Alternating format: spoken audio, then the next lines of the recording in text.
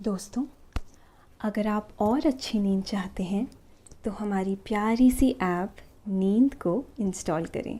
इस ऐप पर आपको एक्सक्लूसिव स्लीप स्टोरीज़ मिलेंगी और आप बिना यूट्यूब प्रीमियम के भी इन स्टोरीज़ को बैकग्राउंड में सुन सकेंगे। इंस्टॉल करने के लिए आप हमारी वेबसाइट नींद.ऐप पर ज़रूर आइए और अच्छी कहानियाँ, स्लीप म्यूज़िक, कुछ टिप्स सुनने के लिए इस चैनल को सब्सक्राइब कीजिए। अगर आपको शांभवी यानी मेरे द्वारा कही गई और भी कहानी सुननी है तो कमेंट करके मुझे जरूर बताइए। लाइक, शेयर एंड सब्सक्राइब करके हमें सपोर्ट करें।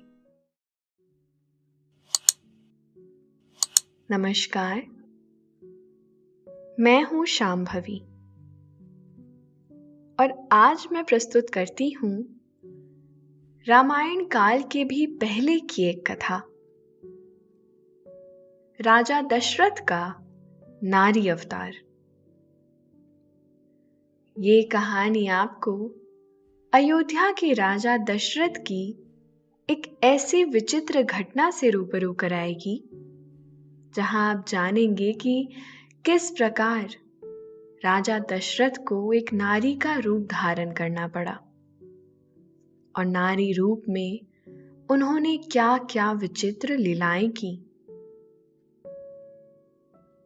आज के इस कहानी में आप जानेंगे एक ऐसी गाथा जिसमें आपको पता चलेगा कि राजा दशरथ कब नारी बन गए थे और दशरथ रूपी नारी से किस संतान का जन्म हुआ था।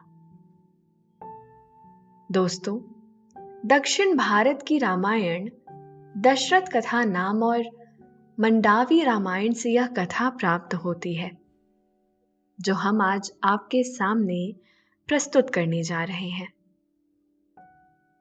त्रेता युग का समय था। उस समय राजा महाराजा आखेट करने यानी शिकार करने के लिए वन में जाया करते थे और ऐसे ही एक दिन महाराज दशरथ भी शिकार करने जंगल की तरफ गए। उस समय हर क्षत्रिय शिकार करने को अपना एक नियम मानता था कि जब तक कोई शिकार ना मिले तब तक वह राजा वापस अपनी राज्य में नहीं आता था।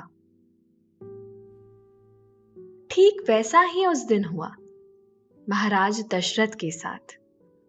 उन्हें कोई भी शिकार नहीं मिला और वह शिकार की खोज में बहुत दूर निकल गए। आगे क्या हुआ जानेंगे आज के इस रोमांचक खूबसूरत कहानी में। लेकिन उसके पहले थोड़ी तैयारी कर लें। आप अपने आसपास की सारी लाइट्स ऑफ करके आराम से लेट जाएं। अपनी आंखें धीरे से बंद कर लीजिए।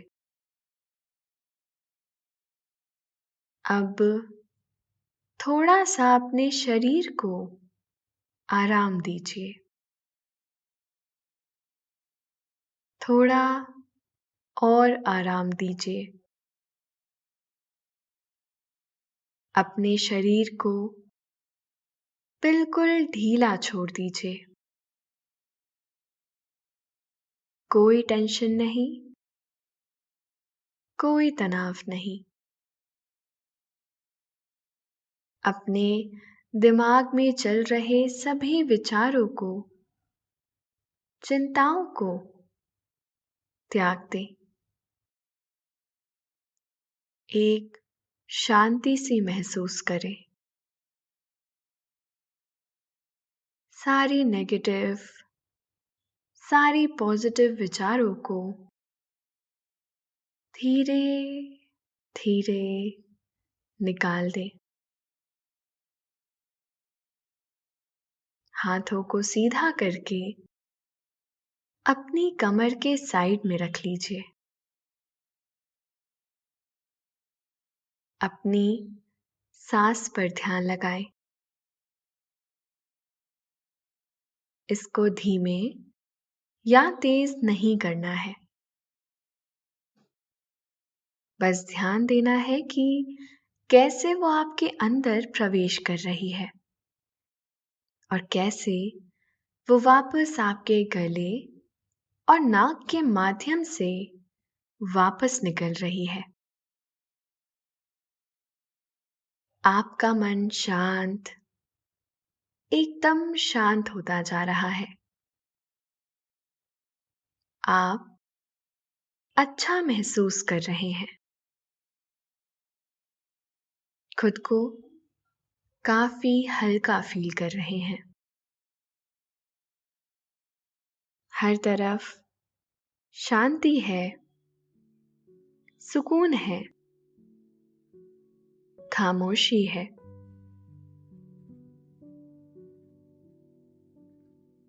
राजा दशरथ ने शिकार के खोज में कई दिन बिता दिए, लेकिन उन्हें कोई भी शिकार नहीं मिला। एक दिन वह थके हारे अपने परिवार की ओर वापस अपने राज्य में लौट रहे थे, लेकिन रास्ते में उन्हें बहुत प्यास लगने लगी। राजा दशरथ प्यास के मारे तड़प रहे थे। तभी उनको जंगल के बीच में एक सरोवर दिखा। वो सरोवर इंद्र की अप्सराओं के स्नान करने के लिए था और उसकी रखवाली विभांडक ऋषि के पुत्र श्रृंगी ऋषि कर रहे थे। ऋषि ने अपने तेज और तपस्या के बल पर उस सरोवर की ऐसी स्थिति कर दी थी कि उस सरोवर में जो भी पुरुष पानी पीता या स्नान करता, वह तुरंत स्त्री के रूप में परिवर्तित हो जाता। समय की विडंबना देखिए, महाराजा दशरथ प्यास के मारे व्याकुल अपने घोड़े को लेकर उसी सरोवर के पास जा रहे थे। जब वो सरोवर के पास पहुंचकर उस सरोवर में पानी पीने लगे, उसी समय उनका शरीर परिवर्तित होकर एक खूबसूरत अप्सरा के समान नारी के रूप में हो गया। जब वह उस सरोवर से बाहर निकले तो उस शरीर को देखकर बहुत अचंभित और दुखी हो गए और फिर उसी सरोवर के पास बैठकर रोने लगे। तभी उसी जंगल में महाराजा रोमपाद, जो अंग देश के राजा थे, वो भी शिकार करने के लिए आए थे। और जब उनकी नजर एक सुंदर अप्सरा समान राजा दशरथ रूपी नारी पर पड़ी तो वो वहीं रुक गए। महाराजा दशरथ ने यह निर्णय किया कि अब मैं अयोध्या नहीं जाऊंगा। अगर मैं अयोध्या गया तो वहां मैं क्या कहूंगा? लोग मुझे कैसे पहचानेंगे कि मैं महाराजा दशरथ हूं? मैं उन्हें क्या बताऊंगा? वो लोग समझेंगे कि मैंने ही महाराज दशरथ को मार डाला है और मैं उनके राज्य में इस समय आ गया हूं क्योंकि मैं स्त्री के रूप में हूं। तो लोग मेरा विश्वास ही नहीं करेंगे। कई बातों को सोचकर डर के मारे उन्होंने अयोध्या जाना स्वीकार नहीं किया। उनकी याददाश्त पहले जैसी ही थी। उन्हें सब याद था कि वो पहले क्या थे और इस समय क्या। लेकिन वो क्या करते?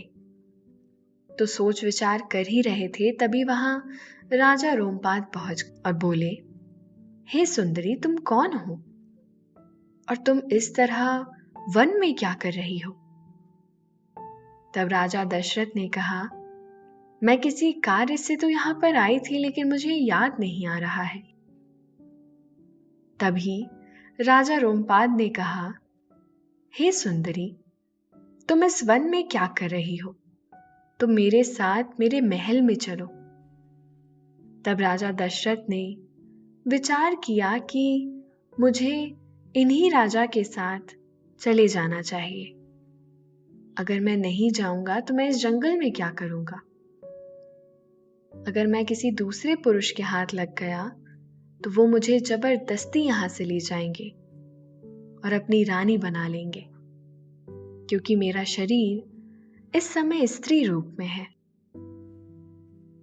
ये सोच विचार करके राजा रोमपाद के साथ राजा दशरथ उनके महल चले गए।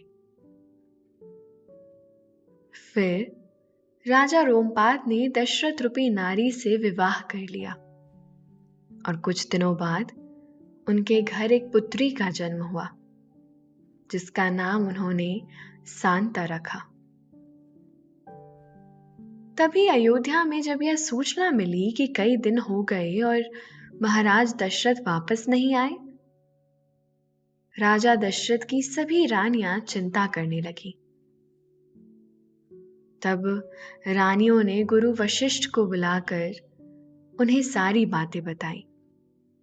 वो बोली, हे गुरुदेव, महाराज दशरथ शिकार करने के लिए वन में गए थे और आज 1 वर्ष बीतते जा रहा है और अभी तक महाराज अयोध्या वापस नहीं लौटे और हमें अब बहुत ही चिंता हो रही है। गुरु वशिष्ठ महाज्ञानी थे। उन्होंने रानियों को धीरज बंधाया और उन्होंने फिर मंत्रियों को बुलाया।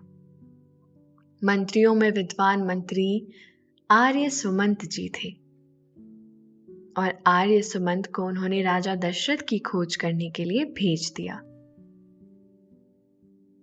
आर्य सुमंत चतुरंगणी सेना लेकर महाराज दशरथ की खोज में निकले। वो राजा दशरथ के घोड़े के टापों को देखते हुए वहीं पहुंच गए जहां वह सरोवर था। राजा दशरथ के घोड़े के पैरों के निशान वहां पर खत्म हो गए। तब आर्य सुमंत विचार करने लगे कि आखिर सरोवर के आगे महाराज दशरथ कहाँ चले गए। आर्य सुमंत ने कई ऐसी कथाएं सुनी थी कि निर्जन जंगल में जो कोई सरोवर होता है तो उसको भली भांति जान पहचान कर ही उसके अंदर पैर रखना चाहिए।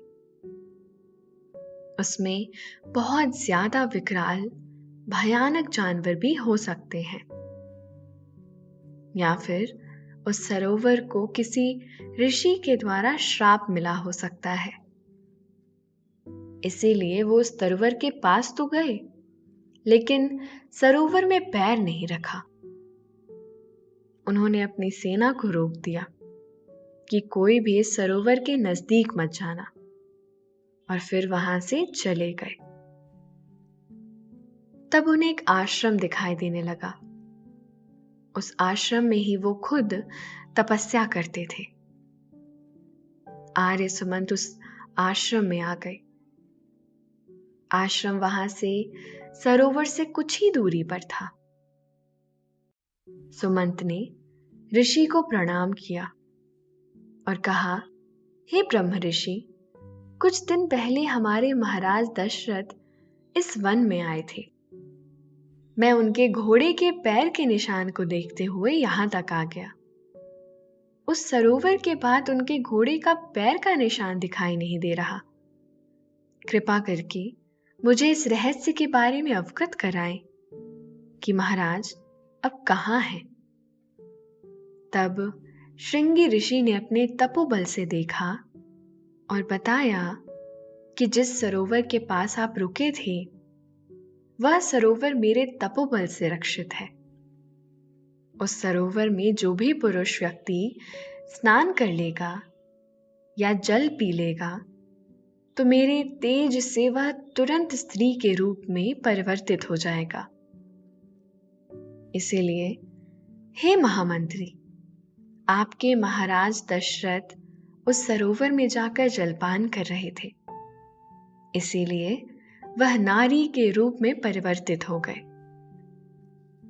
आर्य सुमंत ने कहा, कृपा करके यह बताएं कि अगर वो नारी रूप में हो गए हैं तो इस समय वो कहाँ हैं? अपने तपोबल से महर्षि श्रृंगी ने दिखाया कि अंग देश के राजा रोमपाद के यहाँ पर राजा दशरथ उनकी रानी बनकर रह रहे हैं और उन्होंने एक कन्या को जन्म दिया है। फिर आर्य सुमंत ने ऋषि श्रृंगी से आज्ञा लेकर आगे के लिए प्रस्थान किया और जाकर अंग देश पहुंच गए। अंग देश पहुंचकर वो राजा रोमपाद से मिले और उन्होंने अपनी अयोध्या के बारे में सारी सूचना उनको बता दी कि हे महाराज, मेरे यहाँ के राजा एक जंगल में शिकार करने गए थे। वहां से वो आज तक नहीं लौटे हैं। इसीलिए मैं महर्षि श्रृंगी के कहने से आपके यहाँ आया हूं, क्योंकि वही राजा आपके यहाँ रह रहे हैं और वो स्त्री के रूप में परिवर्तित होकर आपको मिले हैं। राजा रोमपाद ने जब ऐसी बात सुनी तो उन्होंने तुरंत राजा दशरथ रूपी नारी को बुलाया और कहा कि पहचानो ये कौन है। राजा दशरथ आर्य सुमंत को पहचान गए और बोले, हे मंत्रीवर, आप यहां किस कार्य हेतु आए हैं? मंत्री ने कहा, हे महाराज, आपके वहां पर ना होने से आपके प्रजा की संतुलन बिगड़ रही है। आपके राज्य का नाश होता जा रहा है। दूसरे लुटेरे राजा आपके उस राज्य पर आक्रमण कर रहे हैं। अयोध्या बहुत मुसीबत में पड़ गई है। महाराज, इसीलिए बिना राजा के होते हुए अब हम लोग उस राज्य को कैसे निभा पाएंगे? दोस्तों, अब से आप bedtime stories, guided meditations, relaxing music, इन सब का आनंद नींद ऐप पर ही उठा सकते हैं। महाराज ने कहा, हे सुमंत, मैं तो अपने राज्य को ही वापस लौट रहा था। रास्ते में एक सरोवर मिला तो मैं उसमें जलपान करने के लिए गया था, लेकिन मुझे क्या पता था कि ऋषि के तेज से मैं नारी हो जाऊंगा। मैं जैसे ही जलपान करने के लिए नीचे उतरा, मैं नारी रूप में परिवर्तित हो गया। अब आप ही बताएं, मैं इस रूप को लेकर किस तरह से अयोध्या को जाता? जब मैं शिकार करने के लिए गया था तो मैं पुरुष था और आज मैं नारी के रूप में हूं।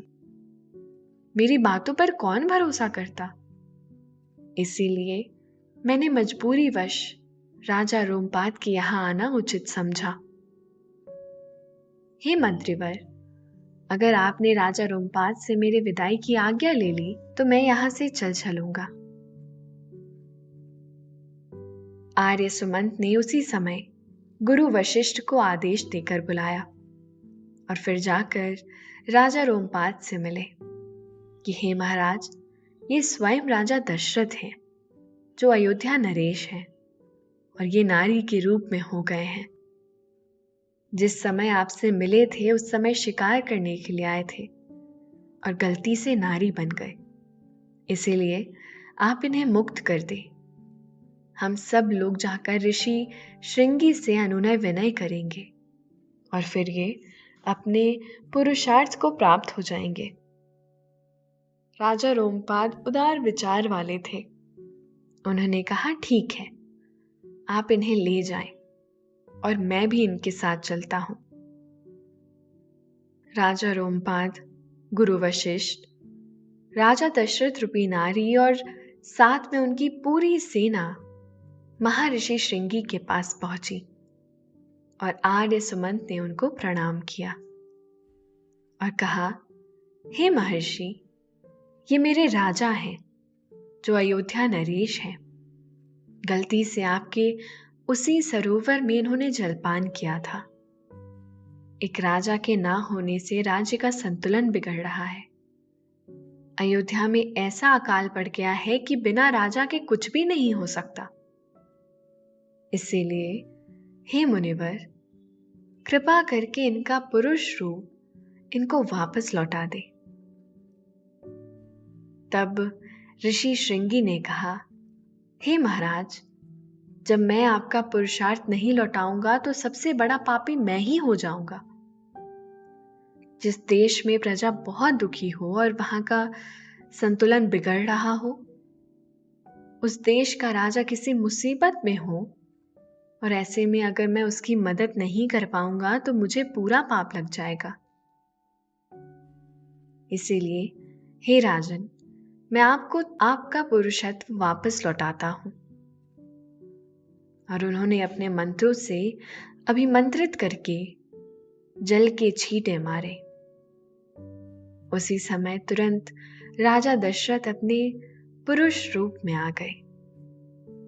राजा दशरथ ने महर्षि श्रृंगी को प्रणाम किया और सारे मंत्रीवर वापस लौटने लगे।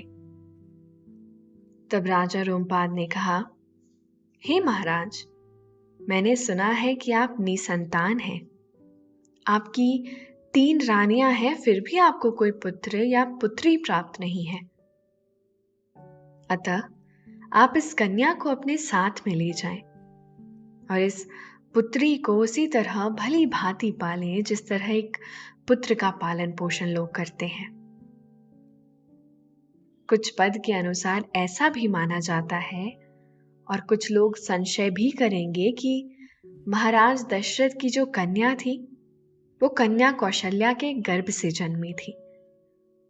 श्री रामचरितमानस में एक चौपाई लिखी हुई है, दशरथ नृपत अंश ते कोई, जग में पुत्र प्रकट नहीं होई।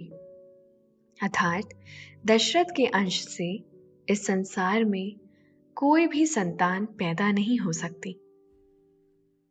जब लंकेश रावण ब्रह्मा जी से वरदान मांग रहा था तो उसने यह भी वरदान मांगा था कि हे महाराज, राजा दशरथ के अंश से कोई भी पुत्र पैदा ना हो। तो ब्रह्मा जी के वरदान स्वरूप राजा दशरथ के अंश से कोई भी पुत्र पैदा नहीं हो सकता था। इस तरह से राजा दशरथ का पुरुषत्व वापस लौट आया और फिर सुख से वो अयोध्या में राज करने लगे। राजा दशरथ एक परम प्रतापी और वीर पुरुष थे। वे इन्हीं श्रृंगी ऋषि के द्वारा एक पुत्र प्राप्ति के लिए यज्ञ करवाते हैं और श्रृंगी ऋषि के आशीर्वाद से उन्हें 4 संतान की प्राप्ति भी होती है। उनकी पुत्री सांता भी उस खीर के द्वारा पैदा होती हैं जो यज्ञ में अग्निदेव ने प्रकट होकर दशरथ को दी थी। राजा दशरथ ने उस खीर के कई भाग करके अपनी 3 रानियों को खिलाए थे, जिसके कारण उन्हें 4 पुत्र की प्राप्ति हुई थी। आगे चलकर इन्हीं के वंश में भगवान राम लीला करने के लिए अवतरित हुए और रावण को उसके कर्मों के उचित दंड देकर संसार को उसके अत्याचार से मुक्त कराया। आगे चलकर महाराज दशरथ पुत्र वियोग में स्वर्ग प्रस्थान कर गए और श्री राम 14 वर्षों तक वन में रहकर तपस्वी का जीवन जीने लगे, जहां उन्होंने संसार को कई आताताई राक्षसों से मुक्त कराया। तो दोस्तों, ये थी आज की कहानी, राजा दशरथ का नारी रूप। आशा है आपको आज की ये कहानी अच्छी लगी होगी। अभी आपने ये कहानी सुनी, आपको अच्छा लग रहा है और समय हो गया है आपके सोने का। अब आप धीरे धीरे नींद की ओर बढ़ते जा रहे हैं और नींद आपको अपने आगोश में समाती जा रही है, समाती जा रही है। शुभ रात्रि।